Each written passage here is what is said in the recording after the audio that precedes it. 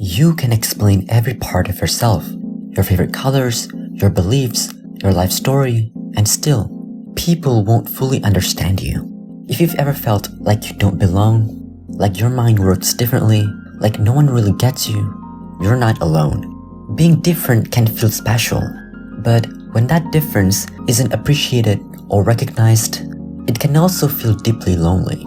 So you end up spending most of your time alone. Sometimes you meet people who resemble parts of who you are, but even then, there are things they just can't understand. They might share your love for baking, for example, but hold completely different beliefs about how people should live.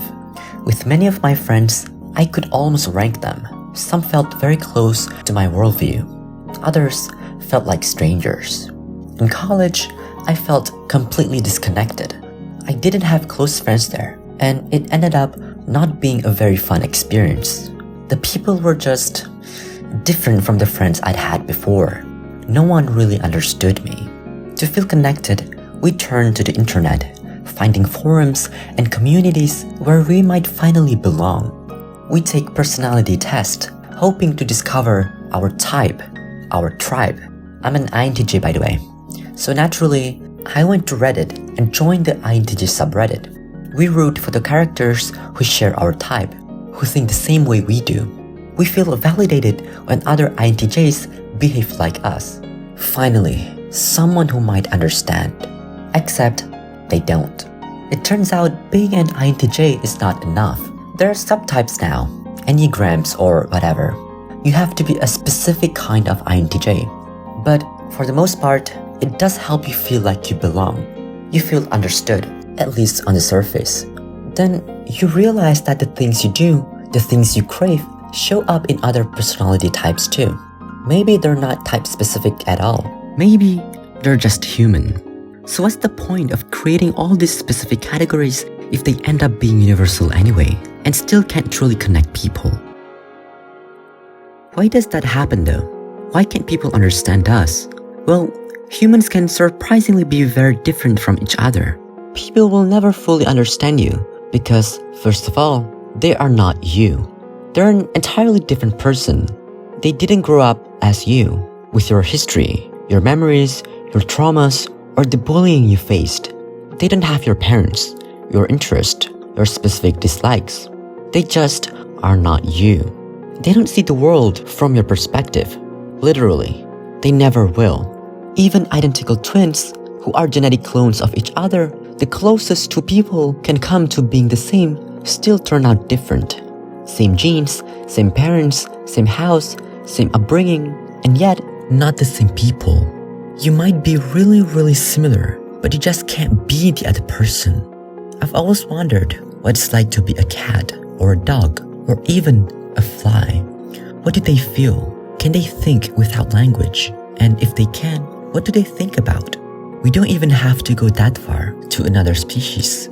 What about people who are just different from us? Sometimes I try to imagine what it's like to be people whose minds work differently. People with autism, with Down syndrome, or those experiencing a reality I can't fully comprehend, like those who live with psychosis. It's hard, probably impossible. I can try to imagine it, but I'll never feel what it's like to be them. It can be incredibly hard for people to understand one another when our knowledge of the world is so limited. We're not omniscient. We can't possibly grasp every kind of experience imaginable. We don't know what it's like to be someone living through war, to be a bear roaming the forest, or a microbe drifting in its microscopic world. So when someone or something is simply different from us, it becomes almost impossible to fully understand their experiences or what they feel. Understanding others is difficult because we'd have to experience life from their perspective. But understanding the world around us should be easier, right?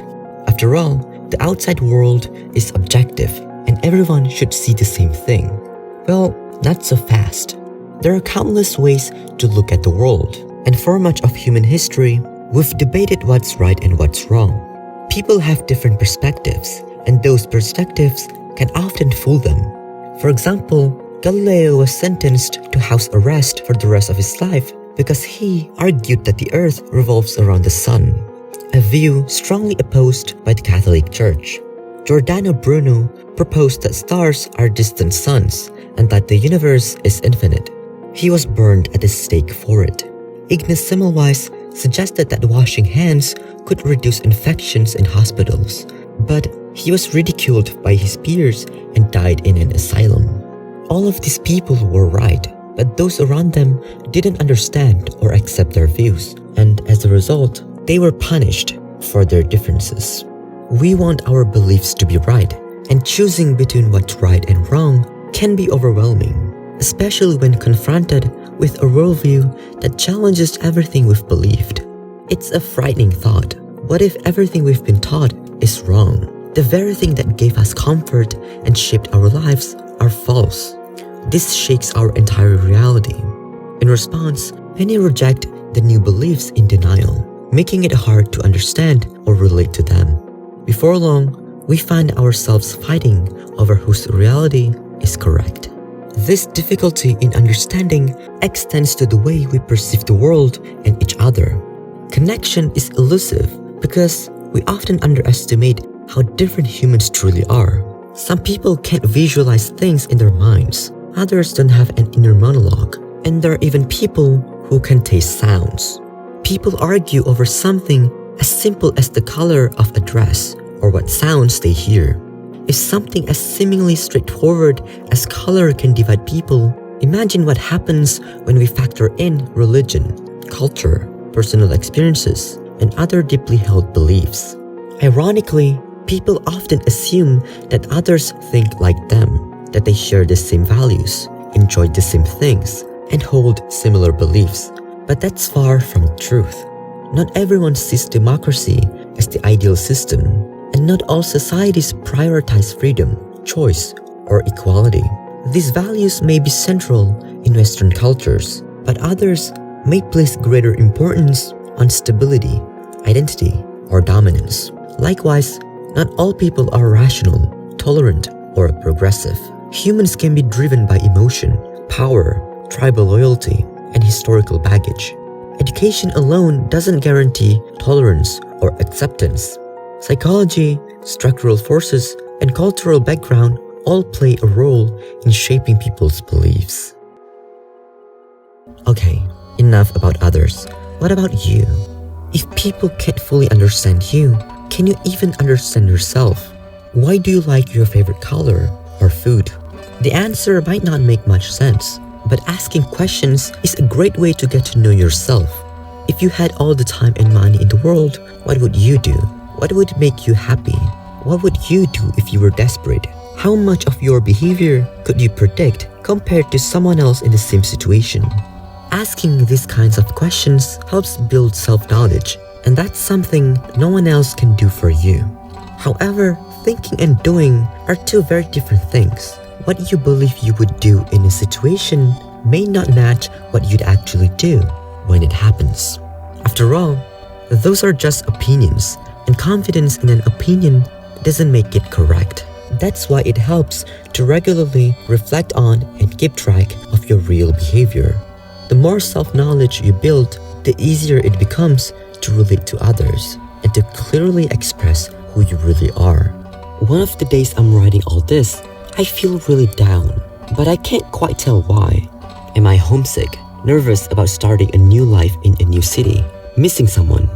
I thought I'd always know the reason behind my feelings, especially when they're this strong. But often, I don't. Sometimes, it feels like my brain knows something I don't. Like those days, I feel happy, but can't figure out why. It's like my brain and I are separate, even though, ironically, I am my brain. Weird, right? But just like understanding others, full self-knowledge is elusive. You may never reach a point where you can confidently say, yes, I know exactly who I am. Instead, you'll likely spend your entire life circling that question until one day you finally die, reinforcing the idea that you were never fully understood, not even by yourself.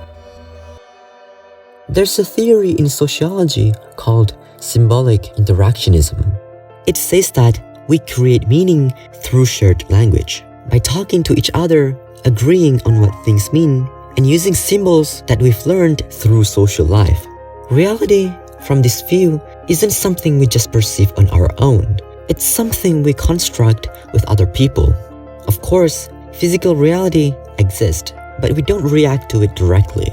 We react to what it means to us, and that meaning is shaped socially.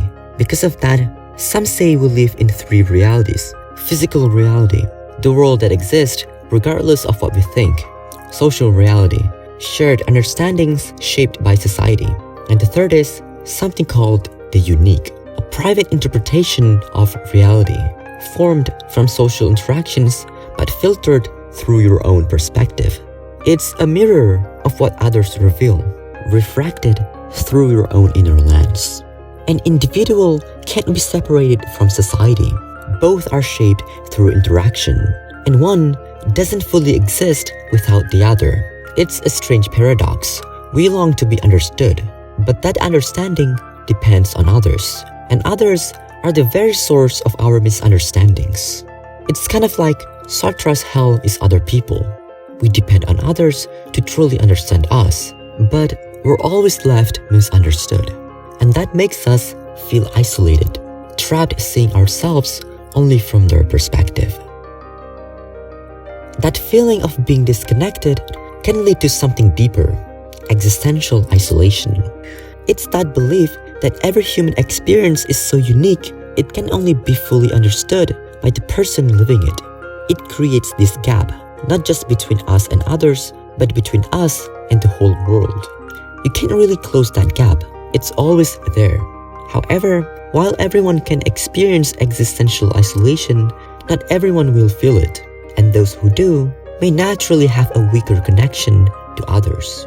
This isolation is the feeling that you're alone in your experience of the world, that no one can truly grasp your perspective because your worldview feels so unique and unshared.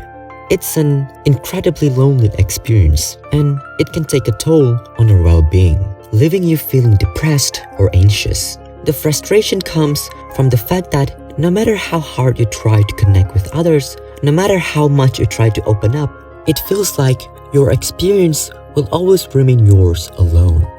Differences in cultures, genders, or attachment styles can make it harder to bridge that gap. While people might have an idea of how you feel, it doesn't mean they truly understand. Generally, those who feel the most connected are the ones who fit into the norms of society, the very definition of what society is. On the other hand, those who are considered weird or not normal often feel more isolated and misunderstood. These individuals can be geniuses or simply unfortunate enough to be born different. One example is Joseph Merrick, the Elephant Man, one of the most misunderstood figures in history. He lived in late 19th century England and came from a poor background. Despite leaving school early, Merrick was well-spoken, could write well, and was highly educated. But if you saw him, you wouldn't know that. His appearance, however, overshadowed his personality, making it hard for people to understand him. His deformed skull, mouth, and lips made it difficult for him to speak. To make a living, he was showcased in freak shows across the country.